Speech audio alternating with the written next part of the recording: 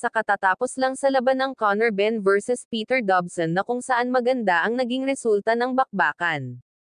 Maganda ang naging match-up nila Conor Benn against Peter Dobson. Maganda ang naging shot selection ni Conor Benn kaya nanalo siya sa puntosan via unanimous decision kaya naman umabante na ngayon ang kartada ni Conor Benn sa 23 wins 14 wins by way of knockouts without defeat at bumagsak naman ang kartada ni Peter Dobson sa 16 wins with 2 losses.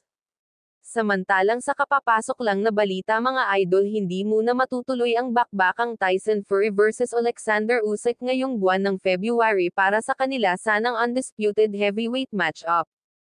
Dahil matapos kasing inanunsyo ni Tyson Fury na nagkaroon siya ng injury sa mata. Na kung saan nagkaroon ng malaking cut ang bahagi ng kanyang kanang mata. Kaya ma-reschedule muna ang bakbakang Tyson Fury versus Alexander Usyk ngayong May 18. 2024, sa Saudi Arabia pa rin ang magiging venue ng kanilang bakbakan. Tiniyak naman ni Turki Al-Alshak na isa sa promoter ng bakbakang Alexander Usyk against Tyson Fury sa May 18. 2024 na matutuloy ang sagupaan ng dalawang heavyweight champions. Nakasaad daw kasi sa kontratang pinirmahan na kung sino man sa kanila ni Usyk or Fury ang mag-backout sa bakbakan ay makamulta ng $10 million. Narito ang kabuuang pahayag ni Turki Al-Alshak regarding sa contract signing. I'm guaranteeing from both of the fighters $10 million penalty if someone pulls out from the fight.